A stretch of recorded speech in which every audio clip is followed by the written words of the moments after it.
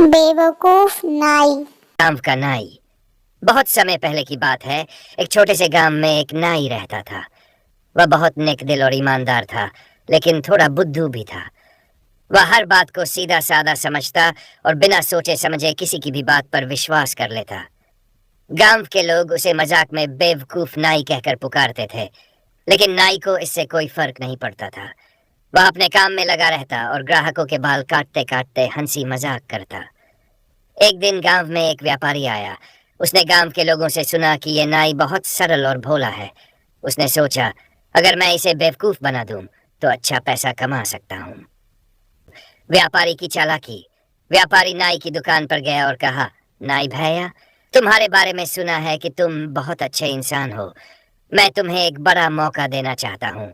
अगर तुम मेरे लिए एक काम कर दो तो मैं तुम्हें बहुत इनाम दूंगा। नाई ने खुशी खुशी पूछा, कैसा काम? व्यापारी बोला, मुझे शहर जाना है, लेकिन मेरे पास एक कीमती पत्थर है जिसे मैं यहाँ नहीं छोड़ सकता। अगर तुम इसे 2 दिन तक संभाल कर रखोगे और मुझे सही सलामत लौटा दोगे तो मैं तुम्हें सोने की मोहर दूंगा। नाई बहुत खुश हुआ और व्यापारी की बात मान गया। व्यापारी ने उसे एक चमकता हुआ पत्थर दिया और कहा, ध्यान रखना, यह बहुत कीमती है। नाई ने पत्थर को एक कपड़े में लपेटकर अपनी दुकान में रख दिया। 2 दिन बाद व्यापारी लौटा और बोला, नाई भैया, मेरा कीमती पत्थर दे दो। नाई ने पत्थर वापस किया और व्यापारी ने उसे धन्यवाद कहा। लेकिन जब नाई ने इनाम मांगा तो व्यापारी ने हंसते हुए कहा, अरे तुम सच में बहुत भोले हो, मैंने मजाक किया था। नाई को बहुत बुरा लगा, लेकिन उसने कुछ नहीं कहा। वह जानता था कि लोग उसकी सादगी का फायदा उठाते हैं। भाग 3, राजा के दरबार में बुलावा। एक दिन राजा के सिपाही गांव में आए और उन्होंने घोषणा की कि राजा अपने नए नाई की तलाश में है।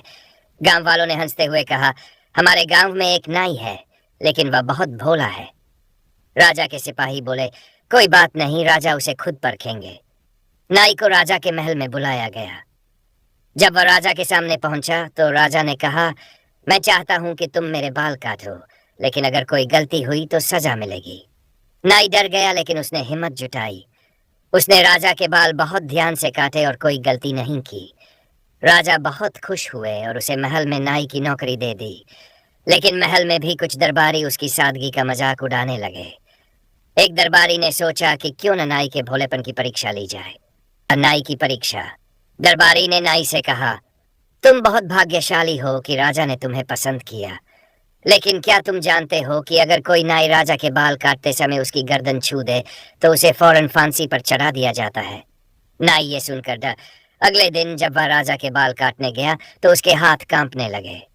राजा ने पूछा, क्या बात है नाई, तुम इतने डरे हुए क्यों हो? नाई ने सच सच बता दिया कि दरबारी ने उसे क्या कहा था। राजा ने जोर से हंसते हुए कहा, यह सब झूठ है, मैं चाहता हूं कि तुम बिना डरे मेरे बाल काटो। राजा ने दरबारी को सजा दी और नाई को इनाम में सोने की मोहरें दी। भाग 5, नाई की समझदारी। अब नाई समझ गया कि उसे लोगों की बातों पर आंख बंद करके विश्वास नहीं करना चाहिए। उसने सीख लिया कि जब तक किसी बात की सच्चाई की जांच न कर ले तब तक उस पर भरोसा नहीं करना चाहिए। धीरे धीरे वह पहले से ज्यादा समझदार और सतर्क हो गया। गांव के लोग अब उसे बेवकूफ नाई नहीं कहते थे, बल्कि उसकी बुद्धिमानी की तारीफ करते थे। इस तरह नाई की सरलता ही उसकी ताकत बन गई और उसने अपनी ईमानदारी और मेहनत से अपनी किस्मत बदल ली। हर बात पर बिना सोचे समझे भरोसा नहीं करना चाहिए। चालाकी और बुद्धिमानी में अंतर होता है।